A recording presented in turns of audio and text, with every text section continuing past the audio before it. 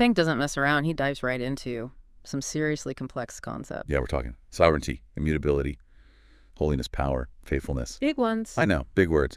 But each one unlocks something fascinating about how God operates. Absolutely. These aren't just theological buzzwords. Understanding these attributes, even a little bit, can change how you view your own life and the world around you. Yeah. Okay, so let's start with this whole sovereignty thing. Basically, it means God is really in charge, like scary in charge. Pink emphasizes that God isn't some distant deity, but actively involved in every single detail. Right, and that can be a tough pill to swallow, because then the question becomes, what about my free will? If God planned it all, am I responsible for my choices? That's exactly where I got tripped up. Reading this, it felt like, if God's calling all the shots, where does that leave me? It's a classic theological head-scratcher, and Pink tackles it head-on, using examples like the angels who chose to rebel, Adam and Eve biting into that apple, the Israelites constantly testing God. They all had choices with real consequences. Okay, so it's not like we're puppets on a string, but God set some pretty clear boundaries. Exactly. Pink uses this analogy of a potter in clay, which really brings it home. He's saying we can't comprehend God's will, and we are in no position to question it, just like clay can't tell the potter what to do. So let me get this straight. Even though I might feel like I'm making my own choices, ultimately, it's all part of God's grand plan. That's the implication, and it's one that Pink wants us to really wrestle with, because if we can accept that God is truly sovereign, it changes our entire perspective on things like prayer, suffering, even our purpose in life. Okay, I need a minute to wrap my head around that one. But before we move on, I have to ask, if God's sovereignty means he's planned out everything, does that mean he never changes his mind? I mean, the Bible talks about God relenting or changing his mind. That's where the attribute of immutability comes in. And this one's a doozy. Oh, boy. Hit me with it. Immutability means God is unchanging. He's perfect, complete. So he doesn't need to evolve or improve. And this is where it gets really interesting, because you're right, there are those passages where it seems like God changes his mind. Right, like, is he immutable or not? Make up your mind, God. Just kidding, sort of. Pink addresses this by saying, those passages are God speaking our language we humans can't fully grasp. A being who exists outside of time and space, who doesn't experience emotions or have second thoughts like we do. So he uses terms we understand, even if they don't perfectly capture his true nature. So it's like when we tell a kid, the plane is taking a nap in the hangar, when we really mean it's just parked there. Exactly. We simplify it for their understanding, but the core truth remains. God doesn't have do-overs because he's already get it all figured out. Okay. I think I'm starting to get it. So God is in control, unchanging. And according to A.W. Pink, those are just the tip of the iceberg. When it comes to his attributes, where do we go from here? It's like we're laying the foundation, and now we're adding another layer, another dimension to this picture of God. All right, so what's the next layer? Get ready, because this one's a biggie. Holiness. Pink actually calls it the most beautiful attribute, which honestly threw me for a loop at first. Beautiful isn't exactly the first word that comes to mind when I think about holiness. It feels more, I don't know, intense. Right. We tend to think about holy as this rigid, untouchable kind of purity. But Pink digs deeper. He points out how often the Bible repeats holy, holy, holy, like it's this awe-inspiring chorus. He definitely emphasizes that. So what's the big deal with holiness? Why the repetition? Because, as Pink explains, holiness isn't just some random quality God has.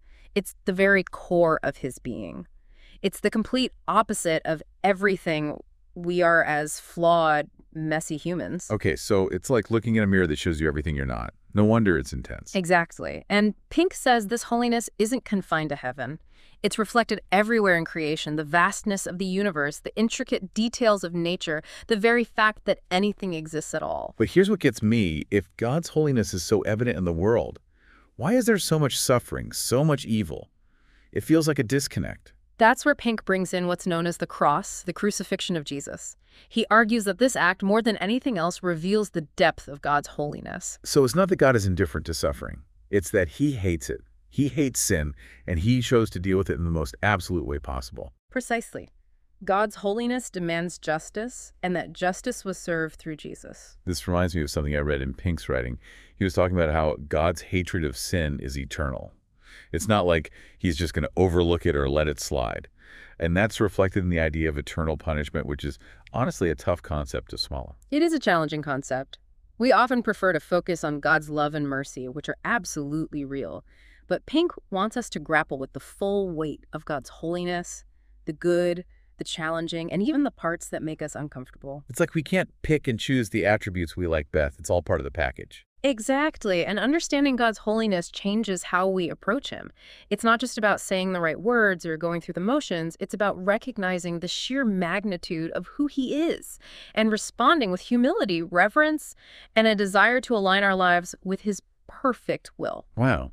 It's clear that even just scratching the surface of these first three attributes, sovereignty, immutability, and holiness, is already a lot to process. And we're not done yet. Pink still has more to say about God's character. And that's what makes this exploration so fascinating. We're peeling back layers of understanding, revealing more and more about the God who is infinitely beyond our comprehension, yet chooses to reveal himself to us. Okay, then let's keep peeling. What comes next in this grand tour of God's attributes? Well, we've established God is in control, unchanging and holy.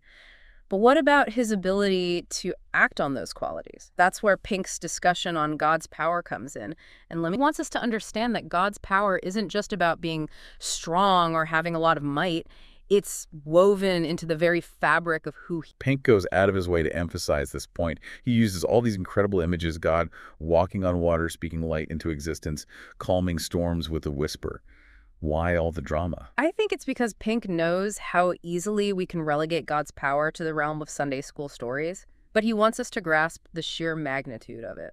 So it's not just that he can do those things. It's that doing those things is as natural to him as breathing is to us. Exactly. Think about it, the most awe-inspiring forces in nature.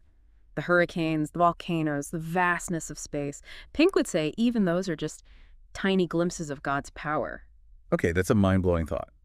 But if God's power is truly that immense, it kind of makes you feel, well, insignificant, doesn't it? No. Like, what difference do my little problems even make in the grand scheme of things? That's a common reaction, but I don't think Pink wants us to feel insignificant. I think he wants us to see those little problems from a different perspective. What do you mean? Think about it this way. If even the most challenging situations in our lives are ultimately under the control of an all-powerful God, then maybe those challenges aren't meant to crush us. Maybe they're opportunities to experience his power in a whole new way. Okay, I see what you mean. So instead of focusing on how small we are, Yeah. we should focus on how big God is. Exactly. And that brings us to the final attribute Pink highlights: faithfulness. In a world where promises are broken left and right, where trust is hard to come by, God's faithfulness is a game changer. For sure. It seems like everywhere you look, there's disappointment, betrayal, things falling apart. We're constantly getting let down. And Pink is saying, hold on, there's one who will never let you down. There's one whose promises are unshakable, unwavering, utterly reliable. And he has receipts right. I mean, Yeah. Pink points to tons of examples in the Bible where God proved his faithfulness. Abraham in the Promised Land, the Israelites escaping slavery in Egypt, the prophets foretelling Jesus' coming centuries before it happened. And those are just a few examples. The Bible is filled with stories of God's faithfulness playing out across generations, even when his people doubted, even when they messed up royally. But let's be real. What about those times when it feels like God isn't being faithful?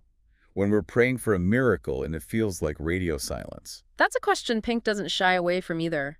He acknowledges that there will be moments when God's ways feel confusing, when his plan seems hidden from us. So then what? How are we supposed to reconcile that with this idea of a faithful God?